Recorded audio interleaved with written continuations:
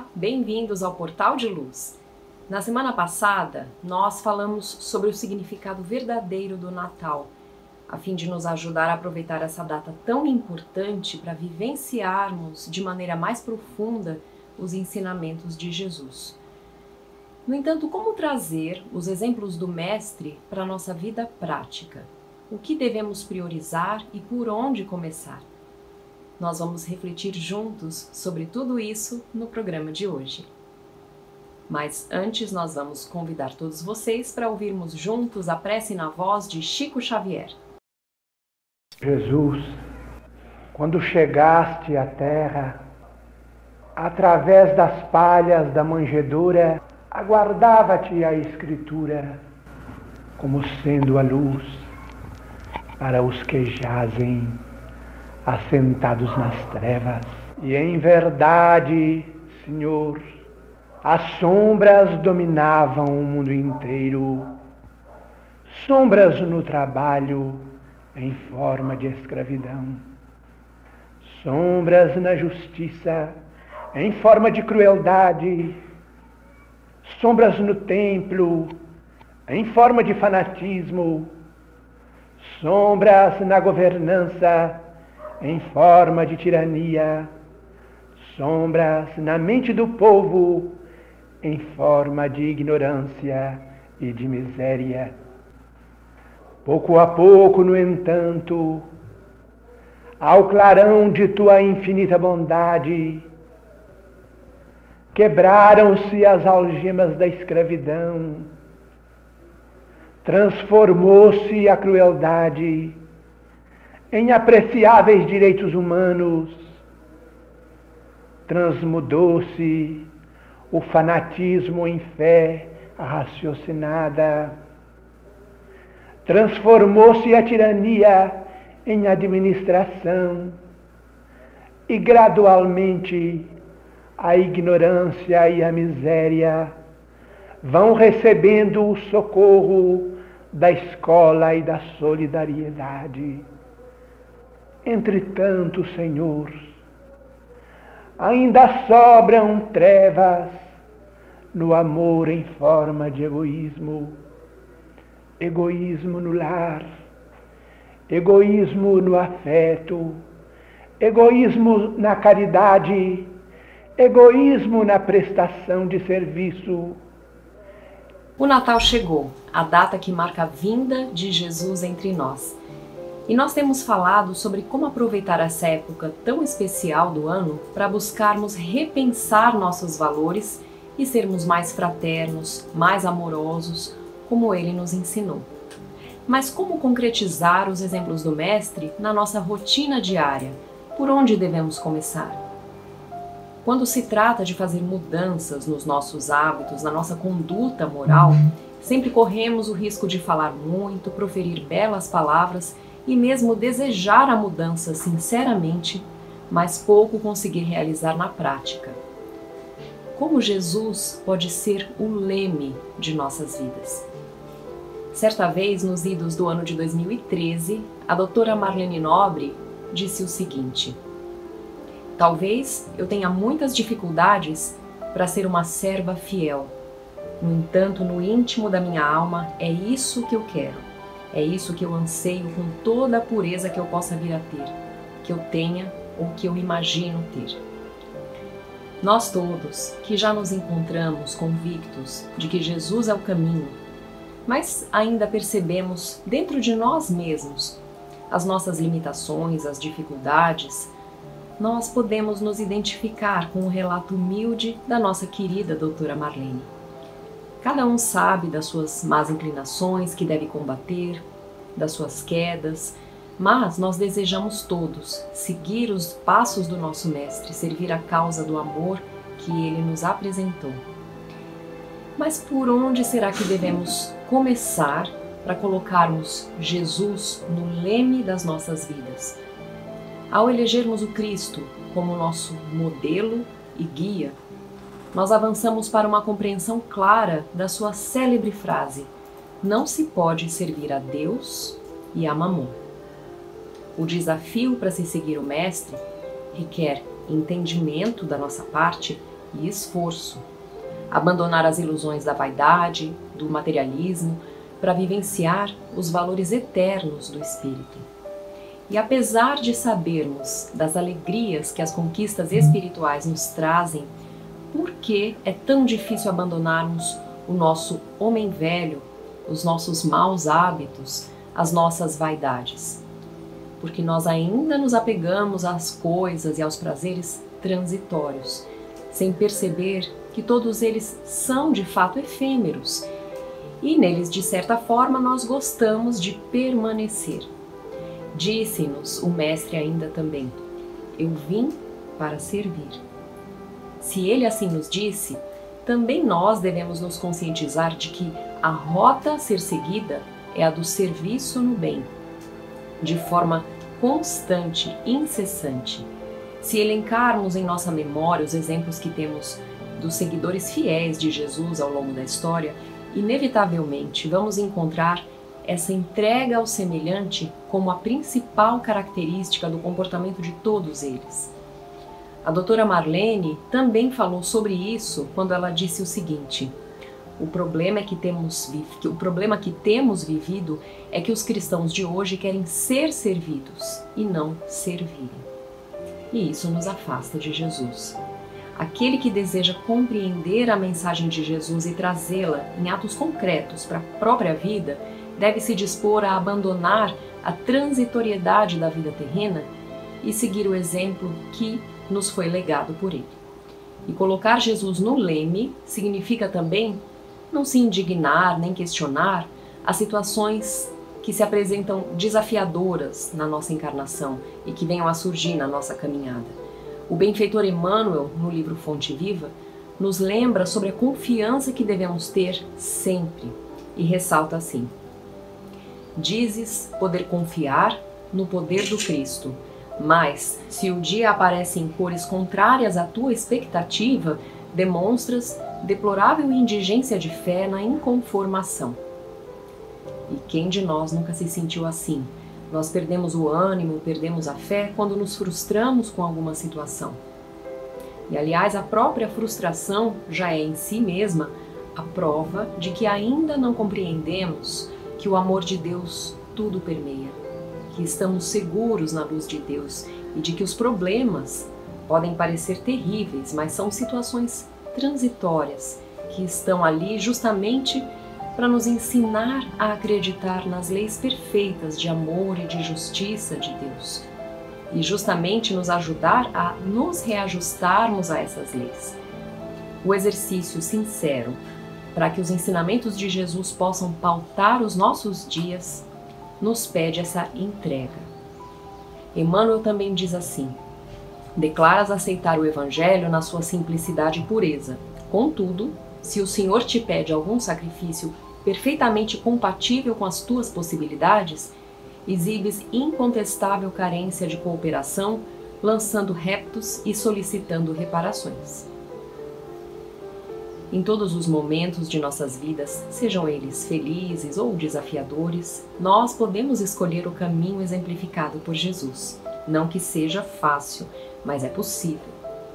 Em qualquer tempo, em qualquer situação, nós podemos expressar nos nossos pensamentos e nas nossas atitudes o que a doutora Marlene Nobre nos ensinou naquela frase, que ela chamou de desejo sincero, essa vontade genuína de querer seguir Jesus, apesar de todas as dificuldades.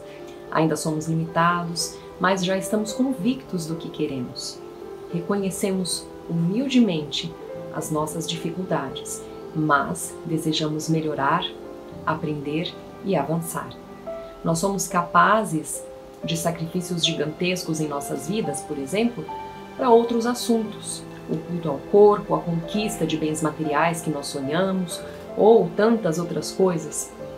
No entanto, e a disciplina de nos conectarmos com Jesus e com a espiritualidade superior por alguns minutos, na nossa rotina diária? Será que temos feito isso? Vamos tentar.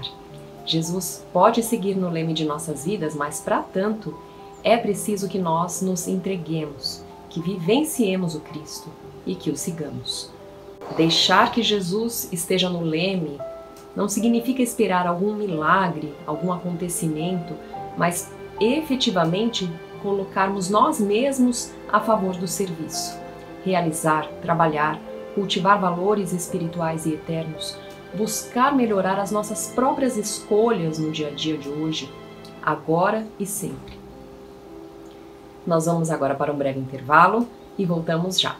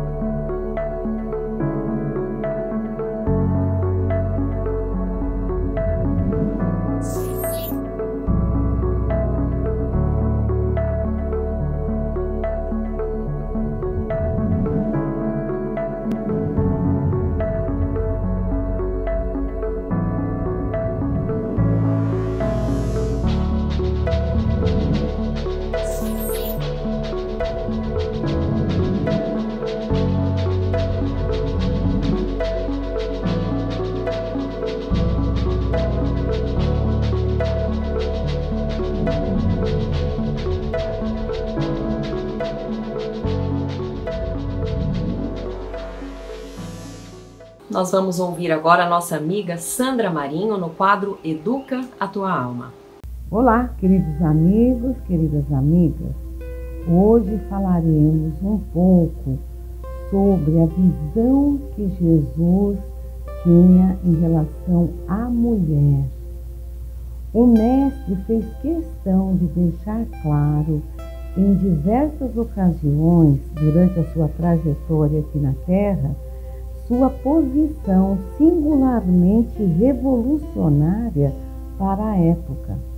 Numa sociedade predominantemente machista, dominada pelos homens com direitos garantidos pela lei e pelas normas religiosas que lhe permitiam dispor da mulher da forma que lhes conviesse, a ponto de julgar e punir toda aquela que infringisse a lei mosaica, Jesus sabiamente deixou a maior lição de igualdade entre homens e mulheres de todos os tempos.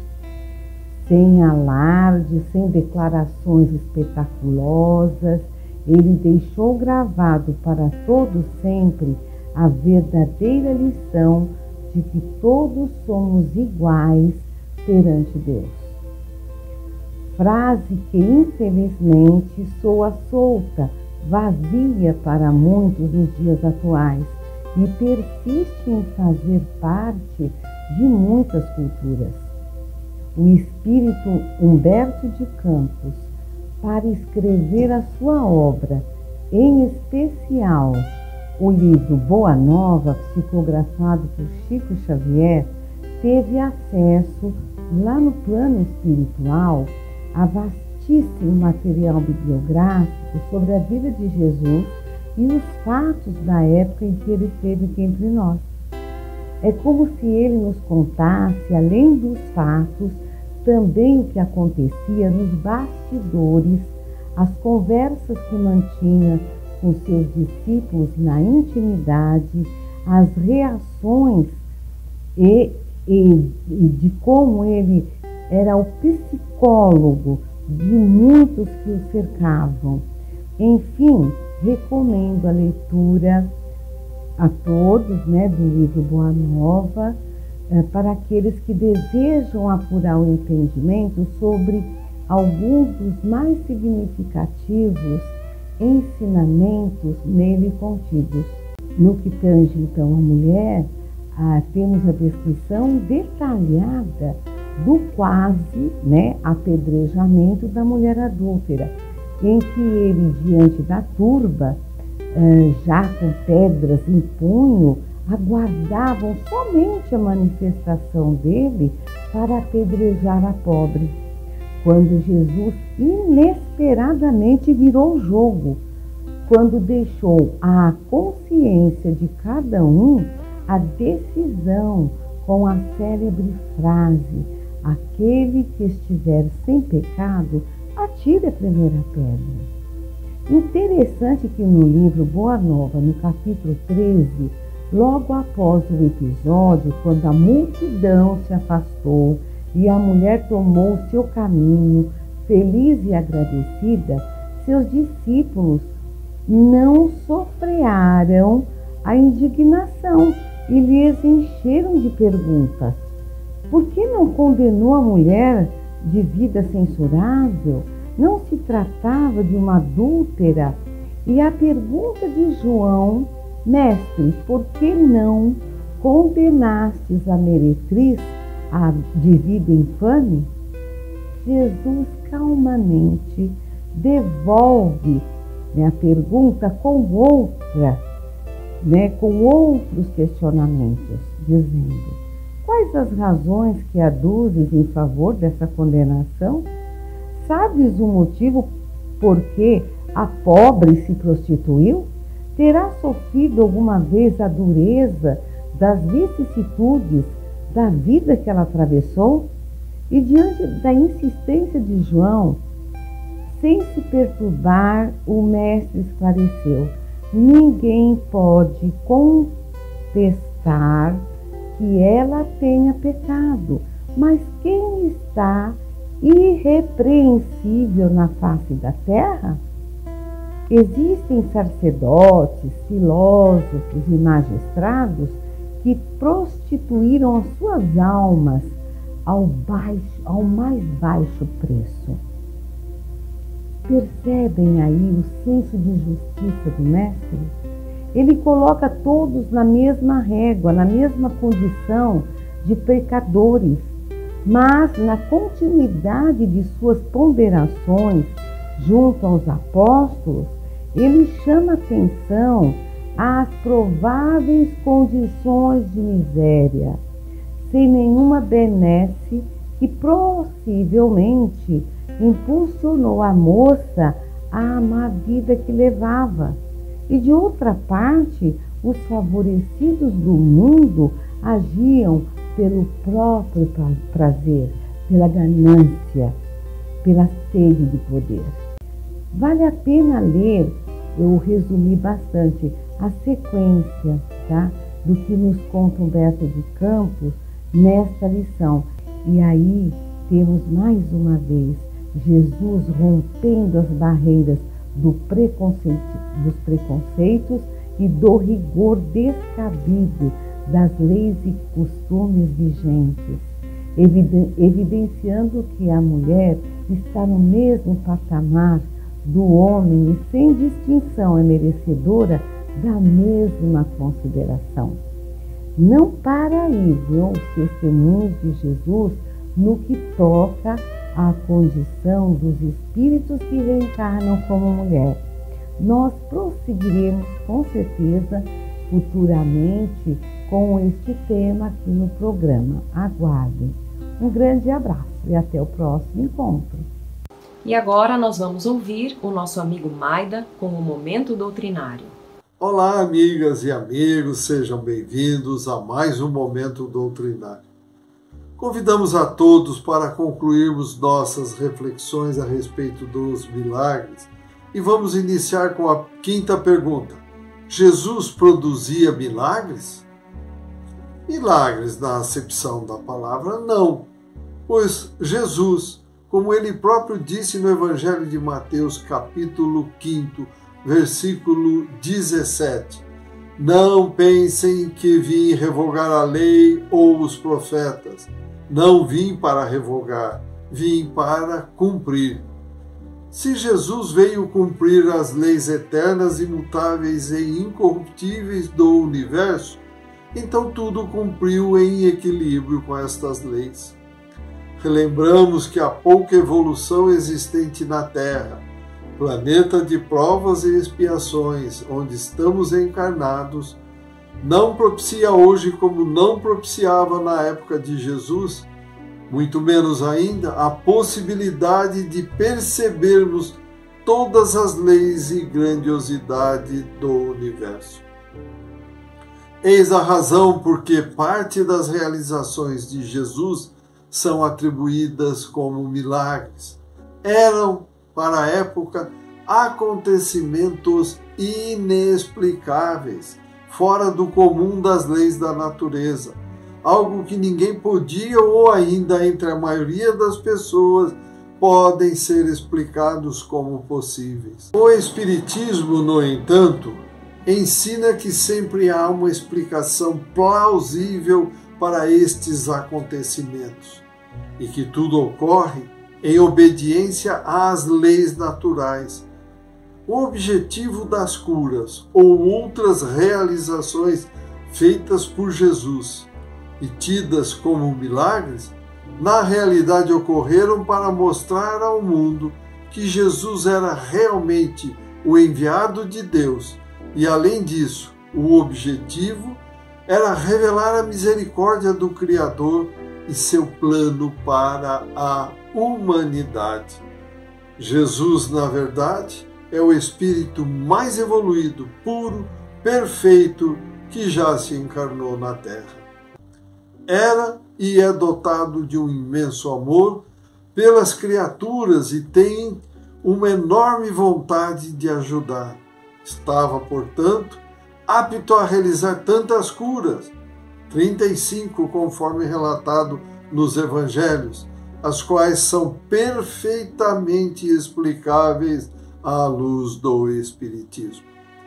Conforme encontramos no livro A Gênese, capítulo 15, a superioridade de Jesus com relação aos homens não derivava das qualidades superiores de seu corpo, mas das qualidades do espírito que dominava a matéria.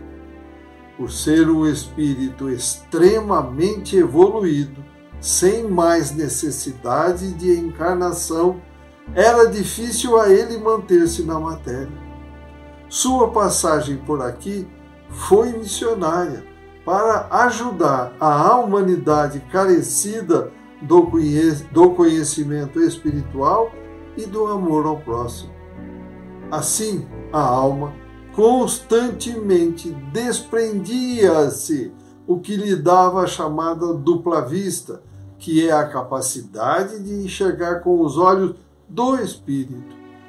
Jesus possuía uma imensa quantidade de fluidos espirituais que lhe conferiam uma imensa força magnética potencializada pelo seu enorme amor às criaturas, traduzindo-se sempre em ações do bem.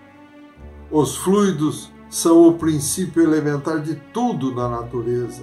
São perceptíveis à visão e à audição do espírito, porém escapam aos sentidos carnais pesados da matéria. Jesus, evoluído como é, manipulava esses fluidos pela força de seu pensamento e assim pôde promover todos os feitos que realizou, atendendo e curando todos aqueles que o procuravam, desesperados em busca de uma solução para os seus males. O Cristo, pela sua natureza superior, é um espírito que, por suas virtudes, encontra-se em nível intelectual, moral e espiritual muitíssimo acima da humanidade terrestre. Amigas e amigos, votos de que esta exposição tenha dado a todos a possibilidade de nova linha de raciocínio a respeito dos milagres. Convidamos a todos para refletirmos sobre a atual encarnação de cada um de nós, a qual não aconteceu por acaso e muito menos por algum milagre. Aqui todos nós estamos para nos reajustar à lei de causa e efeito através do perdão, da reharmonização de nossas energias, para que façamos frutificar as nossas potencialidades, sempre através do trabalho, do esforço próprio e em paridade com as leis universais, e jamais através de qualquer milagre. Agradecemos a todos pela companhia e desejamos muita saúde, paz, equilíbrio e amor no coração. Até o próximo encontro. Fiquem com Deus. Estamos encerrando por aqui. Desejamos a todos vocês um excelente Natal e uma ótima semana. Muito obrigada e até a próxima!